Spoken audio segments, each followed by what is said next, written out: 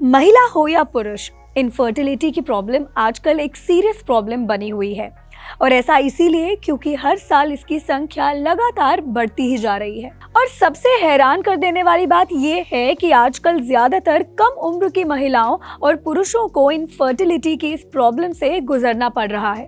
तो ऐसे में हमारे लिए ये जानना बेहद जरूरी है कि आजकल महिलाओं और पुरुषों में इनफर्टिलिटी के मुख्य कारण क्या है, किन कारणों से इनफर्टिलिटी की ये प्रॉब्लम बढ़ रही है। तो आइए बात करते हैं इसी को लेकर सीनियर गायनोकोलॉजिस्ट और fertility specialist doctor Puneet Rana Arora से और जानते हैं कि महिलाओं और पुरुषों में बढ़ती इनफर्टिलिटी की इस गंभीर समस्या के कारण क्या है और इसे बचाव के लिए क्या किया जा सकता है। हेलो, मैं हूं नवमी और आप देख रहे हैं अनकट। भारत में आजकल युवाओं के बीच इनफर्टिलिटी एक बड़ी प्रॉब्लम बन चुकी है और इसको लेकर कुछ लोगों को ऐसा लगता है कि ये सिर्फ महिलाओं की समस्या है, लेकिन ऐसा नहीं है। पुरुष भी इस प्रॉब्लम से तेजी से अफेक्ट हो रहे हैं और आजकल का लाइफस्टाइल और खराब खान पान इनफर्टिलिटी की इस समस्या को और भी बढ़ा रहा है।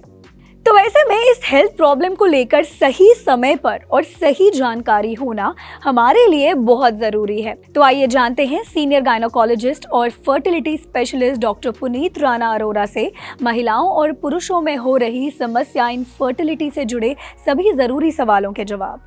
आज हम बात करेंगे इनफर्टिलिटी के बारे में। इनफर्टिलिटी के मुख्य कारण क्या होते हैं।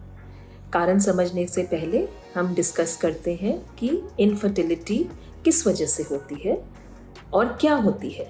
सो इनफर्टिलिटी का मतलब है जब एक कपल, मेल एंड फीमेल, 1 साल से ज़्यादा ट्राई कर रहे हो और उनमें प्रेगनेंसी ना हो रही हो, उनमें बच्चे ना हो रहे हो, उसको इनफर्टिलिटी कहते हैं।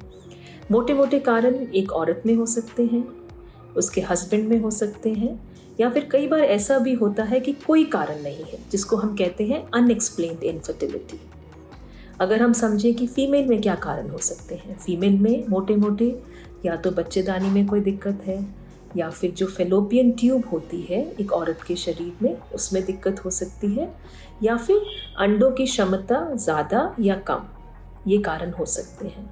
कई बार ऐसा होता है कि कुछ कंडीशंस जैसे कि एंडोमेट्रियोसिस, फाइब्रॉइड्स हो जाते हैं जो एक कारण बन जाते हैं।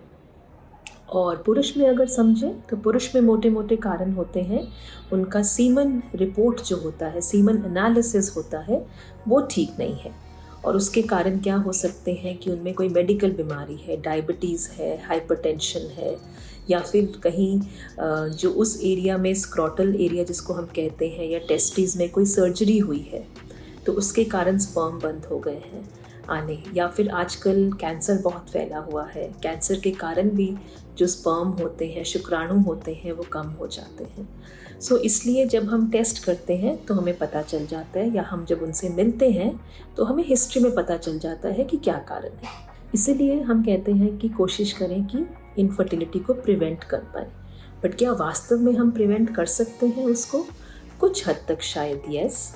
जैसे कि हम अपना लाइफस्टाइल हेल्दी रखें, रोज़ वॉक करें, योगा और मेडिटेशन को अपने साथ रखें, स्ट्रेस को कम करें। आजकल हमें ये पता है कि दुनिया में बहुत स्ट्रेस है और ऐसा कोई इंसान नहीं है जिसको स्ट्रेस नहीं है, विच इज़ फाइन। बट हमें उसको कोप करने के लिए एक मैकेनिज़्म रखना चाहिए अपने साथ कि स्ट्रेस हमारी बॉडी को इफ़ेक्ट ना करे, हमारी फर्टिलिटी को इफ़ेक्ट ना करे।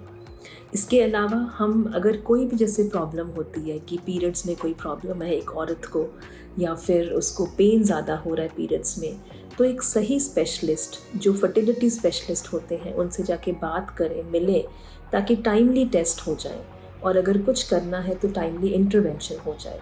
सेम ही एक पुरुष के लिए, अगर उनको लगता है कि उनके स्पर्म में जैसे कोई दिक्कत है, या मेडिकल प्रॉब्लम है, या कोई सर्जरी हुई है उस जगह पे, तो एक स्पेशलिस्ट जो होते हैं उनसे जाके मिले। जनरल जो ऑब्स एंड गाइनी वाले होते हैं वो भी आपका इलाज शुरू कर सकते हैं, बट आजकल स्पेशलिस्ट होते हैं जो कि बेटर एडवाइस और गाइडेंस आपको दे पाएंगे। Thank you. इनफर्टिलिटी की समस्या से जुड़े अगर आपके और भी कुछ सवाल हैं, या अगर आप इनफर्टिलिटी के किसी भी कारण को और भी ज़्यादा डिटेल में जानना चाहते हैं तो हमें कमेंट्स में ज़रूर बताएं और हेल्थ से जुड़ी ऐसी ही वीडियोस के लिए देखते रहें अनकट।